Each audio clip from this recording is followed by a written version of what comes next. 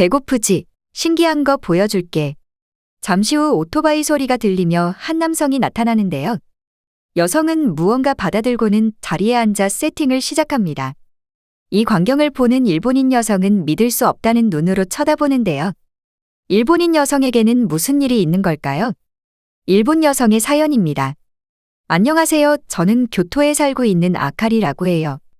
전 고등학교 때 프랑스로 유학 가서 대학교를 졸업하고 일본에 오게 된 건 약 7년 만에 일본에 도착을 했어요. 오랜 시간 해외에 있다가 고향에 도착하니 심적으로 너무나 편하다는 느낌이 들었죠. 오랜만에 학창시절 친했던 친구들을 만나 이야기를 하던 도중 친구들은 지금 한국 문화에 빠진 듯 전부 한국 이야기만 했어요. 프랑스에서도 K-팝이 어느 정도 인기는 있었지만 그렇게까지 크게 체감될 정도는 아니었죠. 저는 어렸을 때부터 한국을 좋아하지 않았어요. 아니, 싫어한다고 표현하는 게 맞을 것 같아요. 어렸을 때부터 일본 국민들은 한국에 나쁜 감정을 가지고 있는 사람이 많았으니까요. 저 역시도 그런 분위기에 좋은 감정을 가질 수는 없었죠. 친구들도 분명 일본을 떠나 프랑스로 갈 때까지만 해도 한국 문화를 좋아하는 친구들은 정말 손에 꼽을 정도였으니까요. 일본에 오고 나서 가장 많이 바뀐 점이라고 하면 한국에 대한 영향력이 정말 생각보다 커졌다는 생각을 했어요. 제가 어릴 때만 해도 한국과 중국을 제대로 구분조차 못하는 일본인들은 상당수 있었고 학창시절 수업을 들었을 때도 한국은 선진국이 아닌 개발도상국 그룹으로 분류되는 걸 배웠는데 한국은 이제 선진국이라고 일본인들이 다들 인정하는 분위기가 됐어요. 많은 사람들이 한국이라고 하면 뭐든 좋아하는 분위기가 된 것 같아요. K-팝, 드라마, 영화부터 뷰티, 푸드, 스타일, 술집까지도 엄청나게 많아졌죠. 일본 TV 광고에는 한국 연예인들이 나오고 있고 일본 지하철에서는 한국 연예인의 사진이 떡하니 있죠. 드럭스토어에 가면 한국 화장품이 없는 곳을 찾아보기가 더 힘들어요. 일본 패션 잡지를 보면 거의 예외 없이 한국식 메이크업에 대한 기사가 항상 있으니까요. 친구들은 저에게 시노쿠보에 놀러 가자는 말을 했어요.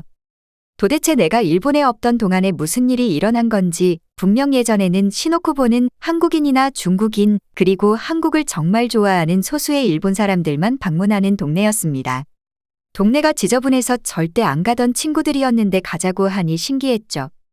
그렇게 시노쿠보에 방문하고는 정말 깜짝 놀랐습니다. 시노쿠보의 밤거리는 온갖 젊은 남녀가 모여있고 열기가 뜨거웠어요. 한국 음식점의 인기는 가히 폭발적이라고 말할 수 있었죠. 만석으로 사람들이 줄을 서 있었고 대부분 일본 사람이 훨씬 많다는 걸 보았습니다. 일본에서 한국 문화가 정말 인기가 많다고 이날 느꼈죠. 친구들은 제가 직장을 다니기 전에 한국 여행을 같이 가자며 자신들은 이미 몇 번이고 한국을 여행했다고 말하더군요. 학창시절 친하게 지냈던 미카도 한국에서 지금 살고 있다며 여행할 때 같이 만나 놀면 좋을 거라고 말했죠.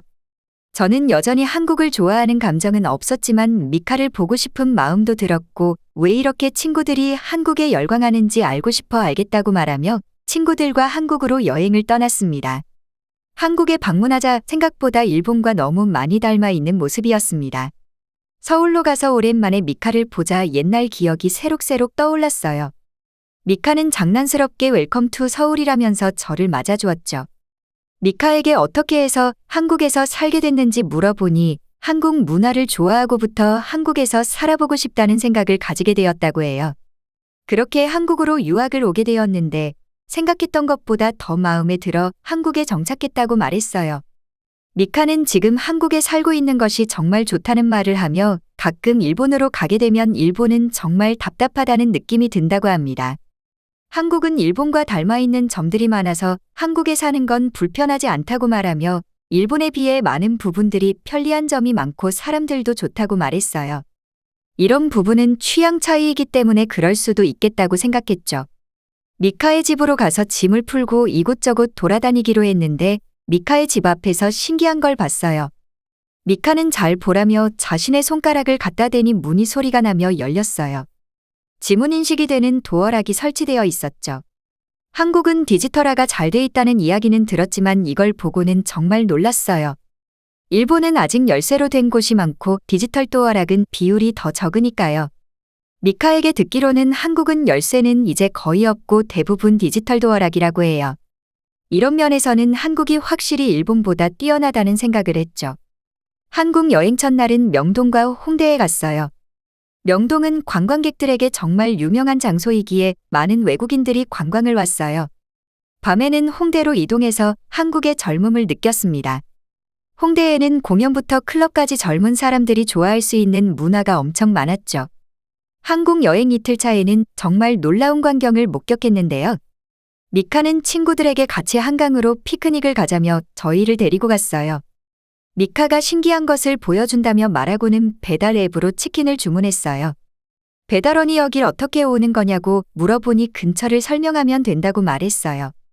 그리고 이곳 말고 다른 곳은 배달존이라고 배달이 오는 곳을 따로 만들어 놓은 곳도 있다고 해요. 일본과는 다른 시스템에 정말 신기하면서도 한국인들은 어디서나 편하게 음식을 시켜 먹을 수 있다는 것이 부럽기도 했습니다. 확실히 한국도 일본만큼 치안이 좋다고 생각했던 것이 한국의 밤거리는 사람들이 아무렇지 않게 다니고 있고 미카의 옆집에는 택배 상자들이 쌓여 있었어요. 한국에서는 택배기사가 문 앞에 택배를 두고 간다고 말했죠.